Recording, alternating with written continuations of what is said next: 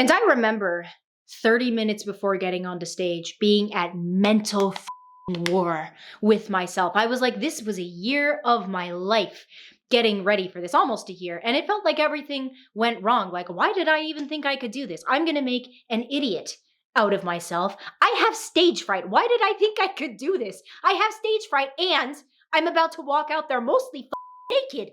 And that girl was laughing at my tan. And I had to tell that voice to off. And that marked the most pivotal change in that entire process, because in that moment I had to dig as deep as I knew how and be like, Kiara, you're here. You are backstage, like you made it here.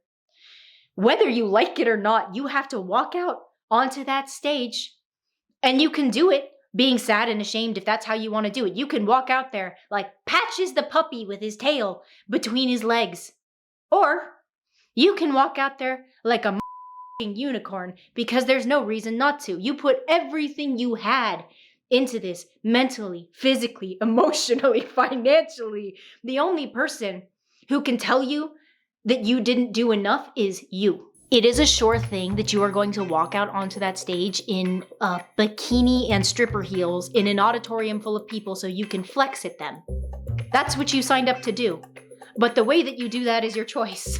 Here we go, go, go, let us heal and grow. You won't be alone, we're unstoppable. Don't be afraid to show what we're going. Hello, beautiful seekers and fellow heretics. Welcome back to Idea Checks, where we take an analytical lens to mysticism and spirituality, except not today, okay? I was looking at my analytics, and I was surprised to find that the videos performing the best are anecdotal.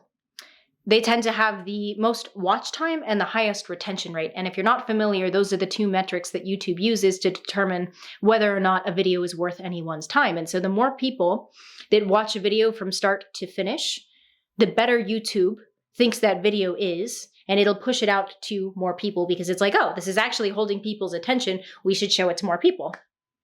And so one of the games you play as a creator is the game of trying to hold people's attention. Not the easiest thing in the age of distraction, in the age of noise, in the age of, ooh, shiny objects. It's 2022. Most of us have the attention span of a goldfish, myself included. Now, one of the most fundamental questions to ask when creating content that is actually going to hold people's attention is this topic actually interesting to people? And so look, I'm not particularly interested in listening to myself talk about myself for 20 minutes, but apparently some of you are. And I am but a humble servant. So I went through the mental Rolodex of my life looking for a story that would actually be like potentially helpful to people, like useful. And the first thing that popped into my head was my experience doing NPC for the first time. What's NPC? It's not non-player character. NPC is a sport. It's a sport where you get up on stage in a bedazzled bikini and stripper heels, and you flex at an auditorium full of people and a panel of judges, and you invite them to judge your body. And the flexiest person will take home a sword and a crown. This incredibly objectifying sport is called bodybuilding. But if I say bodybuilding, people expect me to look like She-Hulk. And what people who are not involved in bodybuilding typically don't know is that bodybuilding has tiers. And so within women's bodybuilding, you have 4 different division classes. What the hell are they called? Categories. 4 different categories. You have bikini, which is sort of a softer feminine look. It's very focused on the glutes, and they usually got some big old titties, so they got a lot of this going on, you know what I'm saying? Thick with 2 C's, but not because they're like 14% body fat. Maybe 12. A step up from that in terms of muscle mass, you have figure, and these are women with a more athletic builds. They've got like shoulder pauldrons, like very developed deltoids. They got them manta ray lats, a snatched waist, and then these big sweeping quads. And then a step up from that in terms of muscle mass, you have physique. And women's physique is where you start to get like a little bit androgynous, but like still in a sexy way. And then you have women's bodybuilding, which is, well, it's a lot of steroids. So I shall tell you the story of how I accidentally ended up doing this ridiculous thing because I think there may be a worthwhile nugget or three. This experience happened immediately following my dark night of the soul, a story that I've talked about in that video there, where basically my life went to shit all at once. I lost 2 jobs. I broke up with a long-term boyfriend. My health was a little bit messy. I lost an apartment. I was living in a city I hated and was sort of just at rock bottom. But as J.K. Rowling said, rock bottom is a great place to build a new foundation. No joke, she wasn't JKing. Because rock bottom is that place where you got nothing left to lose, so you might have the balls to do something that you otherwise wouldn't. I feel like we're mixing metaphors. Whatever, we'll roll with it. We'll keep rolling with it. So, I was at this point in my life where it's not like I actively wanted to die. I just wanted to unexist. You know what I mean? It's different. P.S. I know there are some sad pandas out there in the audience because I read all your comments, and I just want to say I spent a lot of time. I spent many years in that headspace, and I promise you it can always get better. That's the idea that I hung on to for years, and it's why I'm here today and emotionally healthy and happy. So look, I believe in you. But today's video is about learning to believe in yourself. So at this point in my life, my confidence is shot. I'm kind of just floating, like I'm in this weird void. And I, for some reason, thought it would be a great idea to hire a personal trainer. I needed something to like dedicate myself to. And my trainer was a figure competitor. And the thing about bodybuilding, when you do it professionally, as she does, is that you can't really make a living from the shiny objects they sell you or they give you. You can't like, you know, sell the sword and the crown on eBay or I don't know. Like they don't make money doing this. They do it because they love it. And so people who compete professionally typically have some kind of business or private practice where they are taking on clients, people who want to lose weight, people who want to get in better shape, sometimes people who are training for, you know, competitions. But in my case, I just wanted someone to help me get into shape because I was kind of a mess at the time. And so I signed up for her program virtually because she's in San Diego and I'm in Oxford, and she basically sends me a program where she tells me what to eat every single day down to the last ounce of sweet potato. Okay, so it's very structured. And same thing in the gym, like you're gonna do this many reps and sets of all these exercises. But I'm a little bit weird. I think I'm spectrumy because like when I decide I'm going to do something, I am sort of a cyborg about it, especially at this point in my life where like I really needed something to throw myself into. It was a little tricky because I was in a difficult place financially. I was working a job before I manifested all the dream jobs. Story there. Was in this fucking job during the day, and then I also had to do a bunch of freelance work in the evening to make ends meet. And so I would get up at 3:30 in the morning to do these training programs. Fearless. Oh wow, so disciplined, so motivating. No. Stop that. People who do that to themselves, they hate themselves. They cannot stand themselves. They are trying to punish themselves because they loathe themselves. I'm looking at you, David Goggins. I see you and your wounded inner child. You know who inspires me these days? People who are emotionally healthy, people who love themselves, people with balance in their lives. I had none of that at that point in my life. I was like a sad, angry F-35 jet fueled by my own hate fire for myself. I was this little self-hate machine that spewed self-hate, and I drank it all up again. And that's what kept me going day in and day out. I don't recommend it, but a few weeks into this, and my coach looked at my progress photos and she was like, you know, I think you should do a competition. You have the discipline for it. And me, limp little noodle, little linguini bitch was like, huh, me? And even though, after that point, literally everything went wrong. Everything. I am so glad that I did it. And when I say everything went wrong, I mean like Murphy's Law 101. Everything that could go wrong went wrong. And we'll get to that, but I want to preface it by saying I am so glad that I went through this process, because that act of showing up to something every day, it kept me grounded at a time when my life was a cluster. It gave me a sense of purpose, a sense of meaning, and it ultimately helped me relearn to believe in myself and my capacity to make my life better, to improve my quality of life. It showed me that I was not powerless over my reality. And so over the course of that next 7 to 8 months, that building season, I changed a lot physically, but the biggest transformation was the one that no one could see. And so here's the first takeaway. Whenever I don't feel too hot about myself, I commit to something, and it can be anything. Whatever makes sense for you, it can be something small to start. Maybe it's getting to the yoga mat for 10 minutes, 3 days a week. Maybe it's drinking a gallon of water every day. Maybe it's doing morning affirmations. Whatever that thing is for you, just pick it and stick with it. Could be the piano, sketchbook, the whiteboard, the gym. If you show up to that thing, whatever your thing is, if you show up to it every day, most days, for 30 days, you're going to feel like a different person.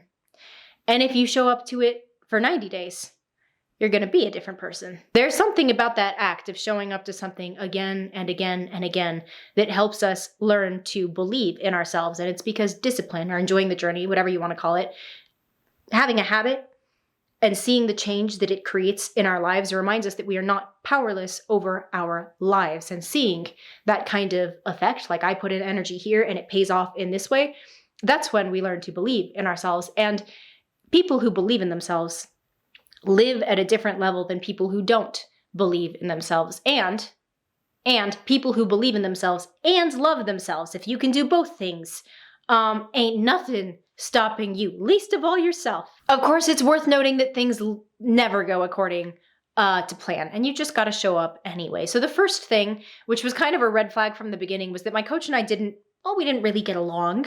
I felt as though she had kind of pressured me into something because she wanted the fee, the money that came with someone signing up for a competition. That's how she makes a lot of her money. And I felt like I was a little bit taken advantage of in that way as time went on, and I realized she didn't particularly care. And so I also ask a lot of questions, and she just wanted me to shut up and look pretty and like leave her alone. So we butted heads a little bit. And then 2, maybe 3 months before the show, I injured my patella, that little squishy pad thing on your knee, and I couldn't do my 45 minutes of running. In fact, I couldn't run at all. I was gimpy. And the only way that I could burn the same amount of calories was to walk for 3 hours, for 3 hours on a treadmill, 6 days a week. Over that summer, I think I read the first 3, maybe 4 books in the Witcher series. Literally all I did was walk on a treadmill while reading and feeling internally dead. I almost backed out several times, and I was just like, Kiara, you've come this far, and you didn't come this far just to come this far. Like, finish the job. Rather than pushing out the show date when I was injured, my coach decided we were also going to cut calories. So not only was I walking 3 hours on a treadmill, but she had me down to like literally 800, maybe 1,000 calories. I now know that is absolutely not the way that you're supposed to get ready for one of these shows, but I didn't know anything at the time, and I'd put all my trust in this person. And so I really didn't know anything, and I was about to find out how little I knew come show day. The day before the show, I find out that my coach isn't going to be there. It's pretty standard for a coach to show up to their clients' shows, and she just said to me, "How do you expect me to find a babysitter?" And I was like, "Can you bring your kid? Because I would really like you to babysit me. I have no idea what I'm doing, and this is terrifying. I'm gonna be naked on a stage in front of hundreds of people." So I drive to LA. It is the Friday before the show. The show is on a Saturday, and I meet with my friend Sarah, who's gonna help me get ready for all of this. Thank God for Sarah, because she's so calm in a crisis, and I was in crisis. My mom was also supposed to come up, but we had a mishap, and it was entirely my fault, okay? Turns out, when you starve yourself, your hormones are completely whack. Not only are you constantly hungry, but as a woman, you lose your period. You can't sleep. I was sleeping like 3-4 hours a night because, again, hormones. And you cry every day, or at least if you're me, you cry every day. And granted, I had a lot to be crying about at that point in my life, But what I mostly cried about, you want to know what I mostly cried about leading up to that show, was that my muscles weren't big enough. I not. My coach had put me in figure.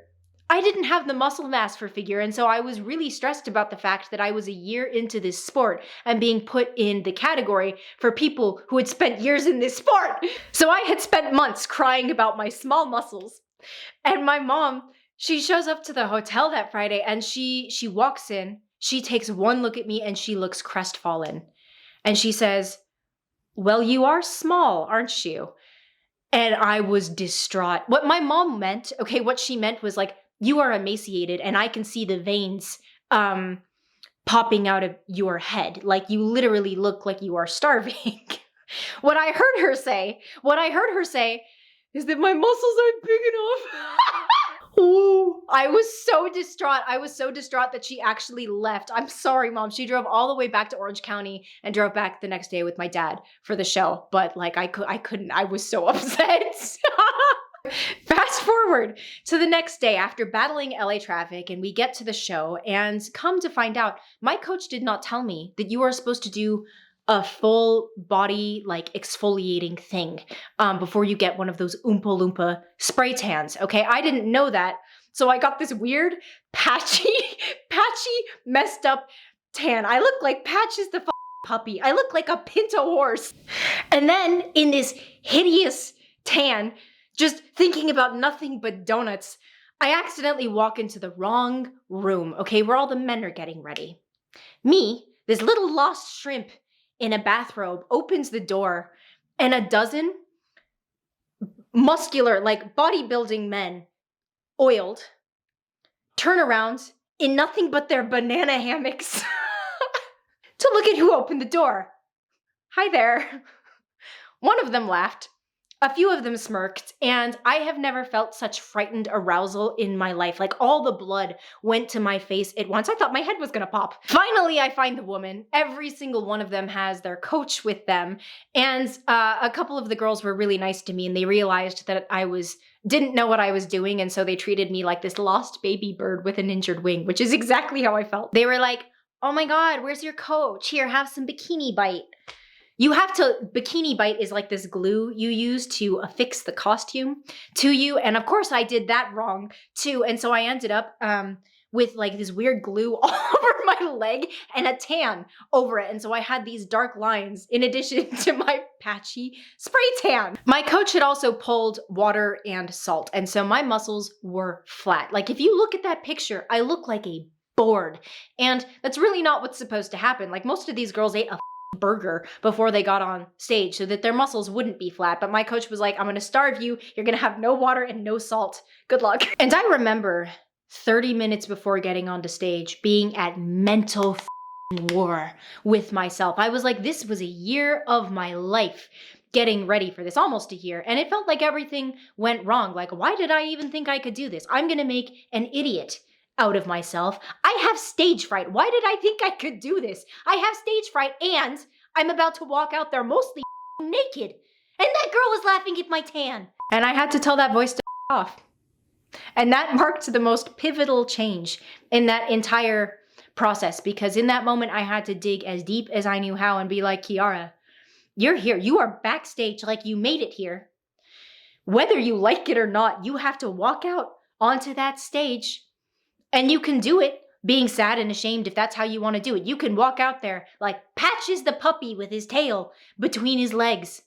Or you can walk out there like a fucking unicorn, because there's no reason not to. You put everything you had into this mentally, physically, emotionally, financially. The only person who can tell you that you didn't do enough is you. It is a sure thing that you are going to walk out onto that stage in a bikini and stripper heels in an auditorium full of people so you can flex at them. That's what you signed up to do.